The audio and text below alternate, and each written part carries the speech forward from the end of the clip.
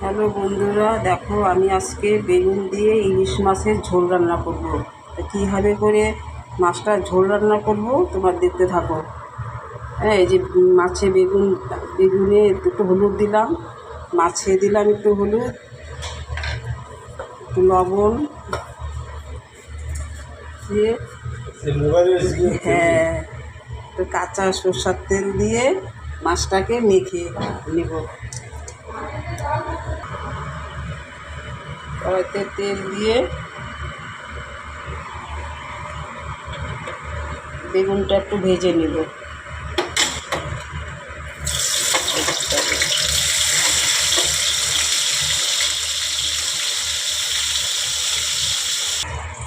এই যে কাঁচা লঙ্কা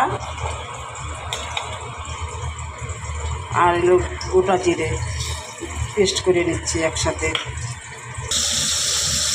বেগুনটা ভাজা হয়ে যাচ্ছে। হ্যাঁ, এরকম করে বেগুনটা ভেজে নিবি।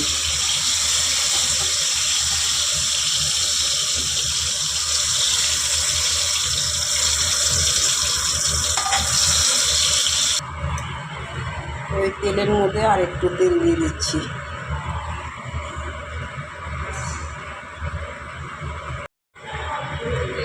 ওটা তেল দিলাম আমি, কালো জিরে আর জিরা লঙ্কা বাটাটা, লবণ,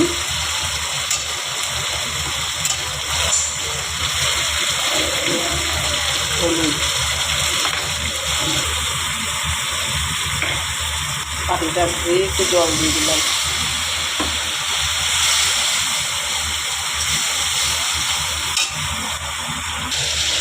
মশলাটা হয়ে গেছে। কাঁচা মাছটা ভেজে নিয়ে নিই, কাঁচা মাছটা দিয়েই করবো এরকমভাবে। মাছটা এরকম করে একটু মশলার মধ্যে একটু নাড়াচাড়া করে নিয়ে, মাছটা তো আগে লবণ মাখা ছিল, এখন বেগুনটা দিয়ে দিব, দিয়ে একটু ঝোল দিয়ে দিচ্ছি।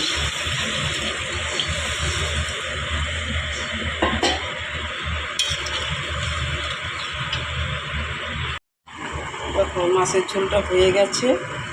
এখন একটু তেল না দিলে তো হয় না, কাঁচা তেল আর দুটো কাঁচা লঙ্কা দিয়ে এখন এরকম করে রান্না করে খাবে বেগুন দিয়ে ইলিশ মাছের ঝোল।